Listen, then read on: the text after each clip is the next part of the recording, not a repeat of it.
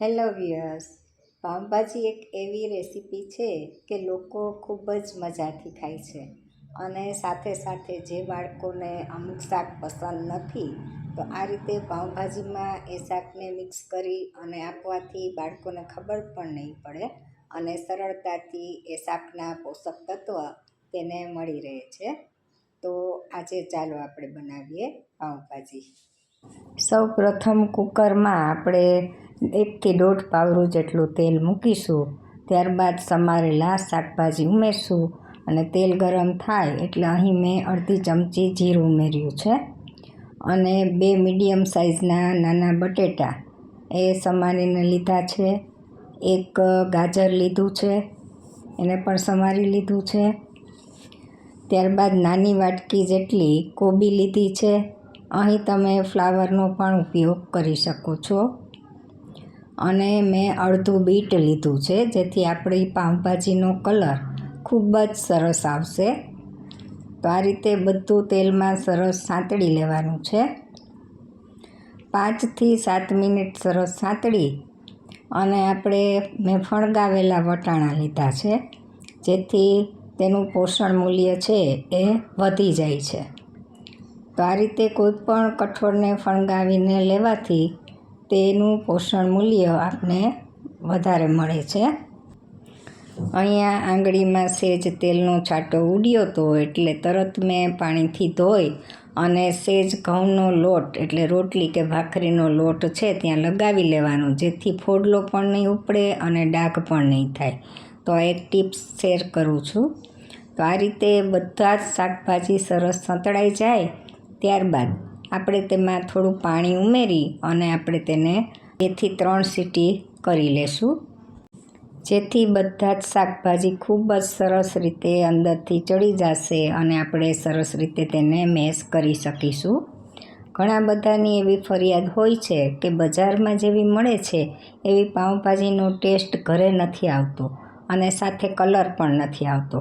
પણ જો તમે એકવાર આ રીતે ટ્રાય કરશો તો ખરેખર બહારની જ પાઉંભાજી જેવો તમે બજારની જ ખાતા હો એના કરતાં પણ સરસ ટેસ્ટ અને એનો કલર પણ આવશે.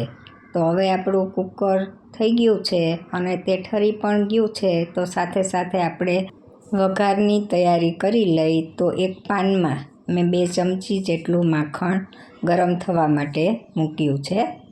જેવું માખણ આપણે સરસ રીતે પીગળી જાય એટલે આપણે તેમાં સમારેલી ડુંગળી ઉમેરી દઈશું અને તેને સરસ ગોલ્ડન રંગની થાય ત્યાં સુધી સરસ રીતે સાંતળી લેશું.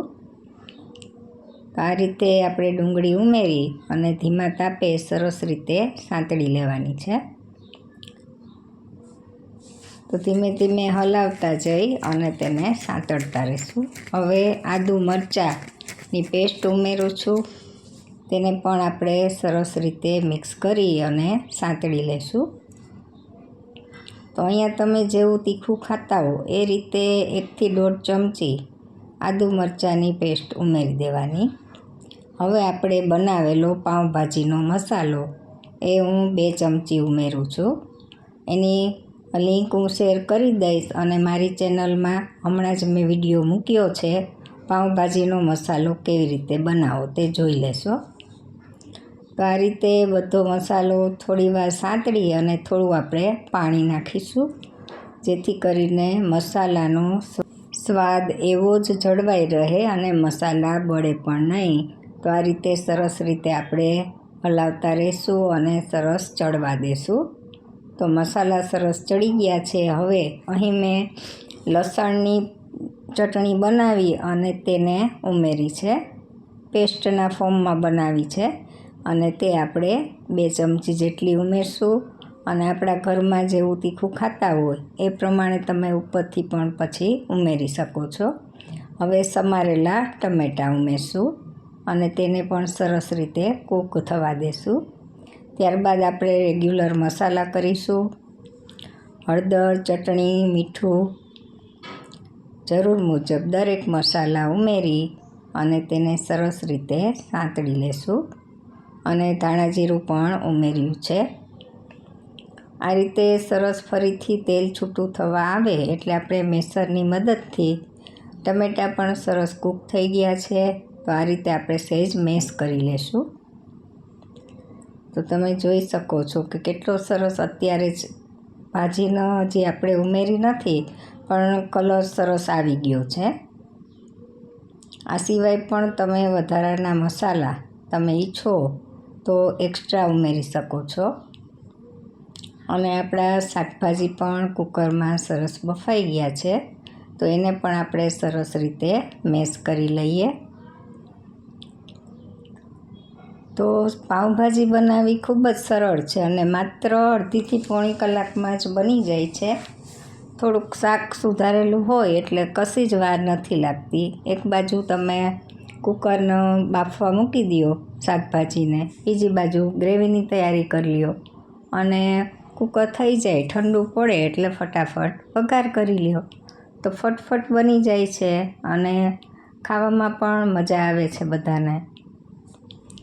તો આ રીતે સરસ મજાને પાઉંભાજીનો આપણે સરસ મેશ કરી અને બધા શાકભાજી જે ગ્રેવી કરી હતી એની અંદર આપણે ઉમેરી દઈશું. અને પછી જરૂર પડે એ મુજબ આપણે એમાં પાણી પણ ઉમેરશું.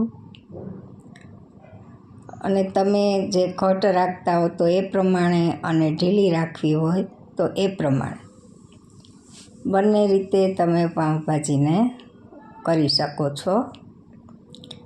વધારે ઢીલી ભાવતી હોય તો પાણી થોડું વધારે નાખવાનું અને ઘટ રાખવી હોય તો પાણી ઓછું નાખવાનું. આ રીતે પાઉંભાજી ફટાફટ બની જાય છે. અને તમે જોઈ શકો છો કે કેટલો સરસ કલર પણ આવી ગયો છે અને તેલ પણ છૂટું પડેલું દેખાય છે. તો હજી પણ જો તમને એમ લાગે કે એકદમ આપણે મેશ કરી લેવા છે શાકભાજીને તો વધારે તમે મેશ કરી શકો છો. અને થોડા ખડા શાકભાજી રાખવા હોય કે ખાવામાં બટકે ચડે એ રીતે રાખવા હોય તો પણ તમે રાખી શકો છો. નહીંતર એકદમ મેશ કરી અને હજી વધુ પાણી ઉમેરી અને થોડી ઢીલી પણ કરી શકો છો. તો આ રીતે પાઉંભાજી એકદમ બજાર જેવી જ અને એના કરતાં પણ વધારે સરસ સ્વાદવાળી બનીને તૈયાર થઈ જાય છે. મારી રેસીપી ગમી હોય તો લાઈક, શેર ને સબસ્ક્રાઈબ કરવાનું ભૂલતા નહીં. તો જુઓ તમે કેટલો સરસ કલર પણ આવી ગયો છે અને સાથે સાથે ટેસ્ટમાં પણ એટલી સરસ બને છે. અને તાજો મસાલો કરીને જ્યારે તમે વાપરો છો ને ત્યારે બજારના સ્વાદ જેવી જ પાઉંભાજી આપણી ઘરેથી બને છે. તો એકવાર ચોક્કસથી મારી રેસીપી ટ્રાય કરજો અને મને કોમેન્ટમાં જણાવજો કે તમને મારી રેસીપી કેવી લાગી અને તમારી બનાવેલી રેસીપી પણ કેવી બની છે એ પણ જણાવજો. 5થી 7 મિનિટ સરસ રીતે ચડી ગઈ છે અને મસ્ત મજાનો કલર આવી ગયો છે. ઉપરથી આપણા ટેસ્ટ મુજબ આપણે લીંબુ ઉમેરી દઈશું. તો આ રીતે આપણી પાઉંભાજી બનીને તૈયાર છે. હવે આપણે ગરમા ગરમ સર્વ કરીશું અને સાથે આપણે ઉપરથી એક્સ્ટ્રા બટર પણ નાખીશું જેથી એકદમ સરસ શાઇનિંગ આવી જાય. તમે તમારા ઘરની જરૂરિયાત પ્રમાણે એક્સ્ટ્રા બટર ઉમેરી શકો છો, વધુ કે ઓછું. સાથે કસૂરી મેથી હોય તો એ પણ ઉમેરી શકો છો. અને આજે મારે ઘરમાં લીલા ધાણા પણ નહોતા એટલે મેં થોડું સૂકવણી કરીને રાખી છે તો એ ઉમેરી છે. તો આ રીતે ઘણીવાર આપણે ઘરમાં ન હોય કાંઈ તો ચલાવી લેવું પડે છે. તો આ રીતે આપણી ભાજી બનીને મસ્ત મજાની તૈયાર છે. હવે આપણે તવા ઉપર પાઉં શેકીશું. એના માટે પણ અહીં આપણે 1 ચમચી જેટલું બટર પહેલાં ગરમ કરી લઈશું. બટર સરસ મેલ્ટ થાય એટલે આપણે 1 ચમચી જેટલી બનાવેલી પાઉંભાજી ઉમેરશું અને તેને એમાં બટરમાં સરસ રીતે મિક્સ કરીને સાંતળી લેશું. ત્યારબાદ આપણે જે પાઉં હોય એ આપણે તેના ઉપર મૂકીશું અને શેકી લેશું. પણ આજે કમનસીબે બેકરીએ પાઉં પણ ખલાસ થઈ ગયા હતા. જે ચોરસ મોટા ફૂલેલા આવે છે ને એ પાઉં ખલાસ થઈ ગયા હતા એટલે પછી આવા લાંબા લાંબા નાના નાના પાઉંથી આજે ચલાવવું પડ્યું. તો આ રીતે આપણે પાઉંને વચ્ચેથી કટ કરી અને તેને આપણે ઉપર મૂકીશું જેથી બટર અને ભાજી બંને પાઉંમાં સરસ રીતે શેકાય અને એનો સ્વાદ એમાં આવી જાય.